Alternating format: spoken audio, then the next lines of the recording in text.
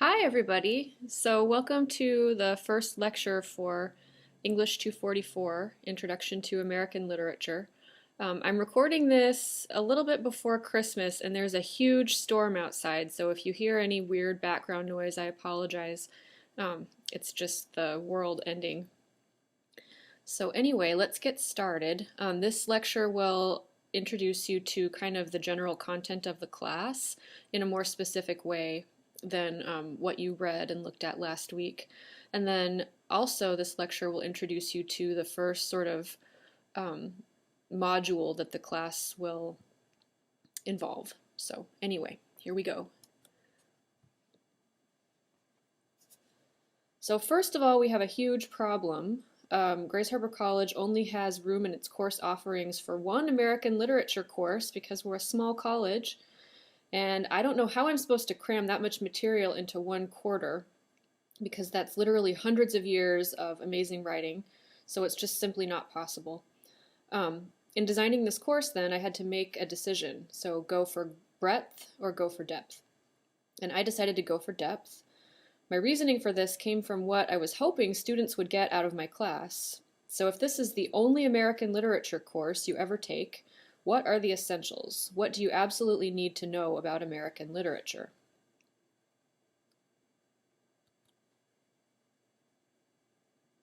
So to answer those questions, I would have to be able to define what American literature is, and then articulate clearly what is most important about it. I don't know if I can do that. I don't know if anyone can. So instead, that is what we're going to explore together in this class. The best way I can think of to go about thinking about what the essentials might be, or how to define American literature, is to look closely at the origins of American literature. So when did what we call American literature even start?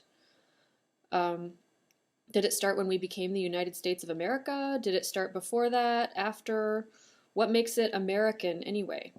How do we define what gets included in the American literary canon, which is the unofficial list of texts that get called good or important or classic in our country? Who makes the cut and who doesn't, and why? And there are so many ways to answer those questions, but one way to start working through them is to figure out when the United States developed a literary tradition that was distinct. Some literary critics have pointed to the 1830s as the time when an American Renaissance, as F.O. Matheson called it, began. So the name American Renaissance is problematic, not just because if you Google it, a white supremacist magazine might come up first, which I want to stress has no connection to the term that we'll be using in this class that was coined by F.O. Matheson. I mean, if there is a connection, it's tangential, and I haven't researched it because I kind of don't want to. But anyway, just putting that out there, if you Google it, you might get a definition that was related to F.O. Matheson's book, and you might get a white supremacist magazine, and please ignore the white supremacist magazine. So anyway, the name is problematic, American Renaissance, because it means rebirth, like a flourishing of culture, sort of, and it implies that there already was a distinct literary tradition in place, and then it was somehow reborn, like when we speak of the English Renaissance that Shakespeare was part of. But also the term implies that what came before it was somehow unimportant or derivative, and I don't think that's true either. Long before European settlers came to North America, oral literary traditions of indigenous peoples were already in place here. And after settlers came to North America, but before the development of what most of us would think of as a distinct literary tradition, there were travel narratives, accounts of encounters between settlers and native peoples, religious texts, and texts that grew out of literary traditions of the settlers' countries of origin. Now, that's not an exhaustive list, just a sampling, and we'll see some of that in this class. Nevertheless, when we start a class, as a class, reading writers such as Emerson, Poe, Douglass, Hawthorne, Melville, Whitman, Dickinson, Thoreau, and Stowe, you might notice the emergence of some new stylistic and thematic trends that feels somehow unique and indicative of a distinct literary tradition. In other words, we might consider them to be, in some sense, quintessentially American writers or American texts. But to begin with the so-called American Renaissance sort of misses the mark. If I began there, Something just fell over in my yard. You probably heard that. Loud bang. Anyway, to begin with, the so-called American Renaissance, as I was saying, sort of misses the mark. If I began there, you wouldn't get to see where it all started. You might be left wondering what our national literary tradition began with, and whether it just sort of popped out of nowhere, or what types of writing existed before it emerged, what cultures and nations influenced this tradition. So yes, some of the greats of American literature are dead white men, but they're not the only greats of American literature by any means. So, in this class, I'm hoping to show you some influential texts that were written prior to the emergence of a national literary tradition, which some people call the American Renaissance, or say that the American Renaissance began that tradition, as well as the beginnings of that tradition and a wide sampling of texts that are a part of it. Some of these texts are ubiquitous, everyone's heard of them, but also it kind of seems like no one has actually read them. So if you've never read Melville, now's your chance in this class. So some of them are important and influential, but for one reason or another have not been as widely discussed, taught, read, or included in the American literary canon. As our culture has become more attuned to the rights and experiences and perspectives of traditionally marginalized populations, such as, but not limited to, women, people of color, LGBTQ folks, what we consider important texts in American literature has broadened as well.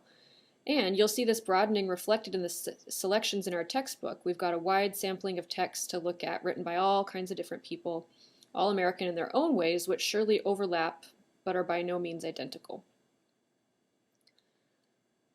So, my hope is that by the end of the quarter, even though we're not even going to make it to the 20th century in this class, believe it or not, you'll have a solid foundation in the origins of what gets called American literature. So this way, if you go on to take more classes in American Lit, or you just read more of it on your own for fun, I hope, maybe you'll be able to see where more contemporary stuff, such as one of my favorite writers, David Foster Wallace, came from, the tradition that it grew out of, sort of. So as for this week's assignments, we'll begin this week reading selections from the beginnings to 1700 section of the textbook, which is the first section of the textbook. First, you'll slog through the introduction to the section, and you'll only have to read a few of these introductions. They begin each kind of time period in the book. And although they're long, they're really, really important. They set up all the readings in this section for you by providing crucial historical, cultural, and literary context for what you're going to read. They tell you what is going on in the, at this point, I guess not quite country at the time. They tell you what influenced the stuff you're going to read in the section, why the stuff in the section has been chosen, what makes it so important. The introduction goes over the way that these texts influenced people, why they became an important part of our nation's literary history, stuff like that. So even though these introductions truly will be sort of a slog for some of you, they're still important, and I hope that you read them thoroughly and take notes on them, and maybe have a strong cup of coffee to keep yourself awake as you're reading. Always helps me.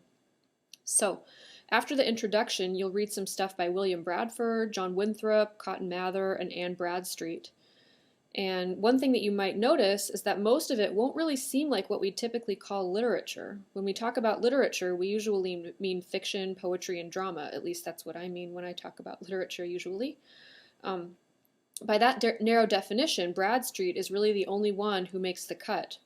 The other stuff is all nonfiction, and it's about, religion and the so-called New World, as you'll see.